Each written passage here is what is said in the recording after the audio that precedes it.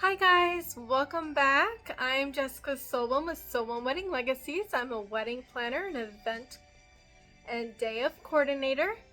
And today's topic is consultation, the very first consultation that I or any wedding planner or event planner has with their client.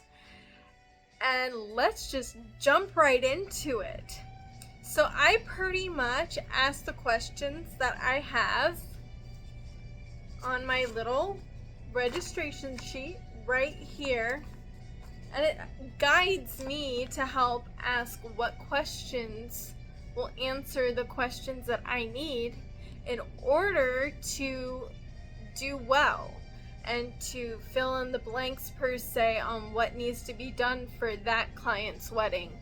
So first I ask, so if it's just the bride that I'm talking to through Zoom, which is what I normally do, I've learned that Zoom is better than going in person, especially if money's tight for the bride or groom. It's just easier to do it like this and Zoom meetings.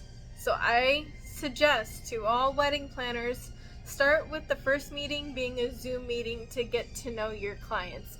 But if you can do some in person. Just keep in mind that a lot of the brides and grooms are working during the week, so they will ask to probably do 4 and later in the evening for those consultations.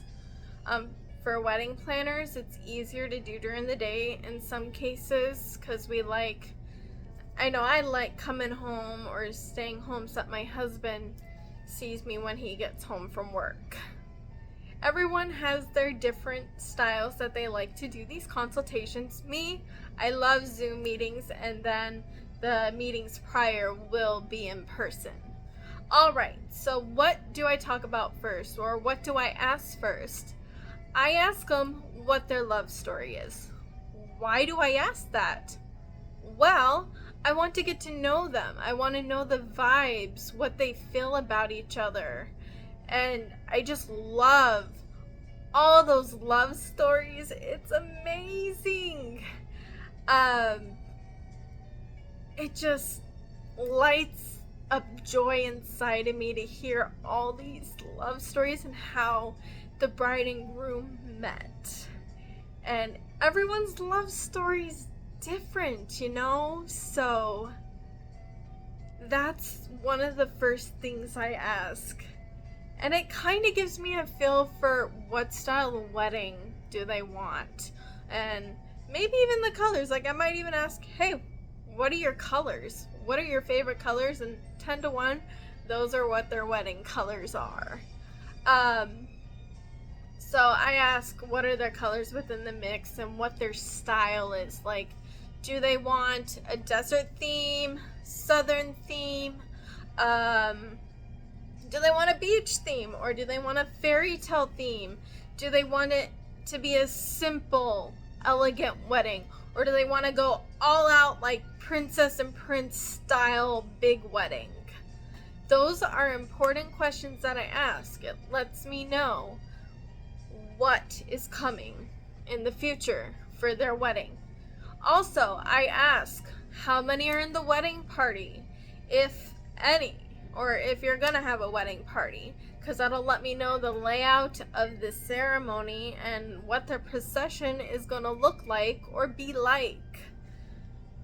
I do ask if there is children in the procession, like if you're gonna have a flower girl or ring bearer. Every bride and groom is different. Some do have them, some don't. Some include the children within the ceremony between the parents, especially if it's second marriages or even third marriages. They like to include their children within the ceremony, which I think is great because I come from a blended family, so it's near and dear to my heart for stuff like that. Okay, what else do I ask? I ask, where is it going to take place? Do you have a venue? That's one of the most important things, along with I ask, what is your wedding date? I need to know the wedding dates that I hope I'm available for that day so that I don't overbook myself. And I want to make sure that you have the best care. And if I can't do the wedding, then I will refer you to another wedding planner that might have that day open. Back to the venue. Every venue is different. Some venues require day of coordinators to have their insurance. I need to know that. I need to know which venue you are using, whether it's a backyard wedding, which is a trend this year, is all the backyard weddings. And or if it's a big venue like Saguaro Buttes or Dove Mountain or Tubac Golf Resort. I need to know so that I can get in touch with that venue if you sign the contract with me, so that I can work with their people. Another thing is decor. I do ask about the decoration because that is really important in some cases. Not the most important, but it is important because it'll help me create the style of your themed wedding and what you want. I will ask for, if I don't have the groom's name, I will ask, hey, what's the groom's name, last name? I will ask for contact information that I don't have already. And then I kind of talk about what I do, or I let them ask me questions, whether it's about tips for their wedding, what I really do, what I'll be doing, what they might need. So I've answered questions like, what do I do on the big day? And I will talk more about timelines and what I do on wedding days in future videos, so stay tuned for those. Make sure you subscribe. But anyways,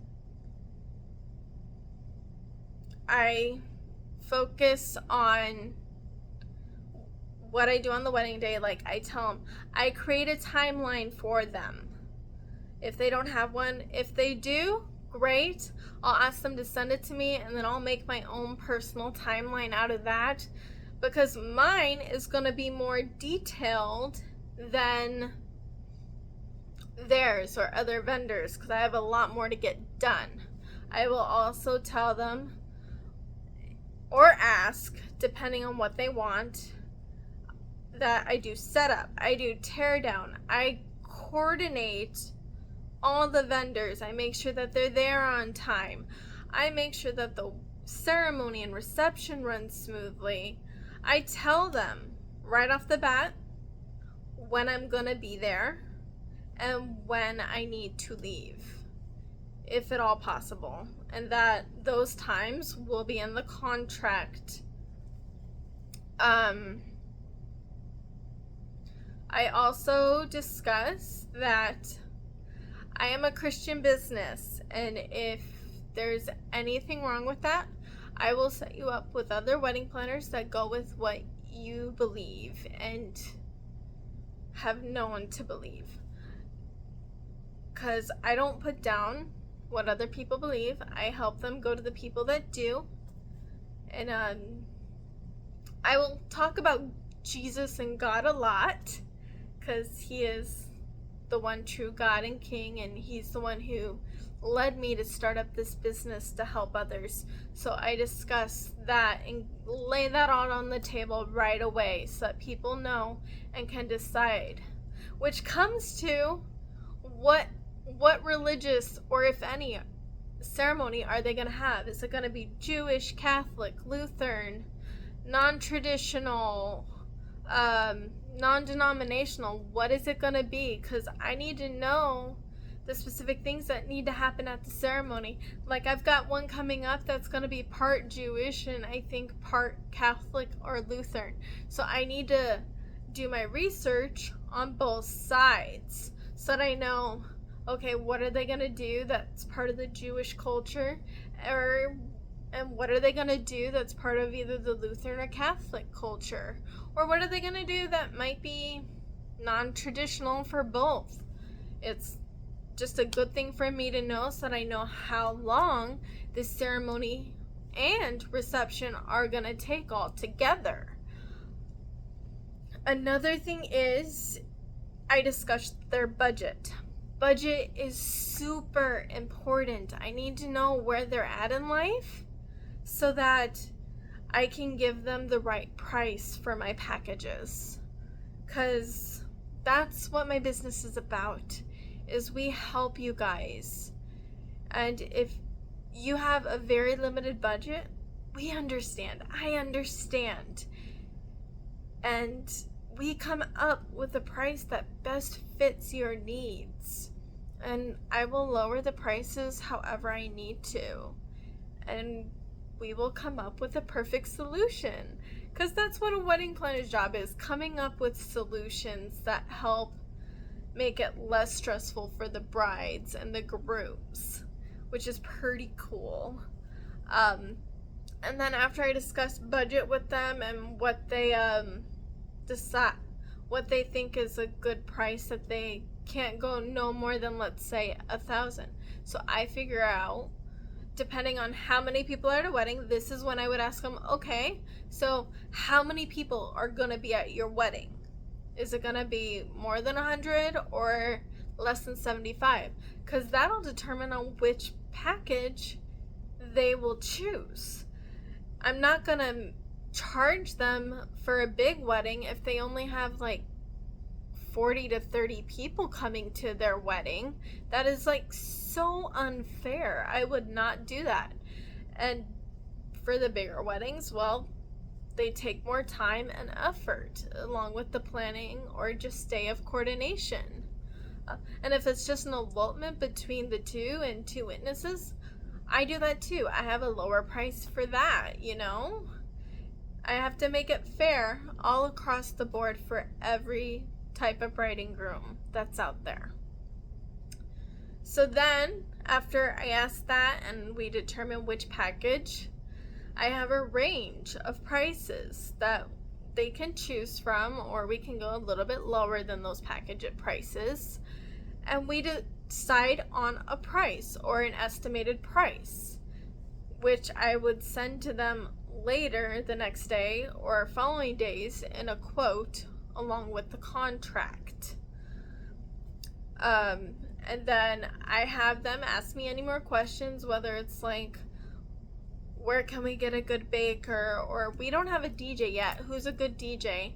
And I recommend a few people then and say, oh hey, I've got a friend that's a DJ and I might be able to get good prices for you.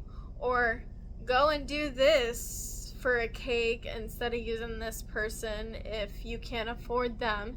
Here's a different option. I give options that they can choose from. So it's pretty exciting. So next time I come on, we're going to talk about the different seasons and when's a good time to have your wedding. Like, what's the perfect day? Not that there is one, and it depends on which state you're in and all that fun stuff. So stay tuned for that next video coming in a few weeks, and we will see you then. Don't forget to hit the subscribe button down below and stay tuned for that next video in a couple of weeks. You have a great day, guys.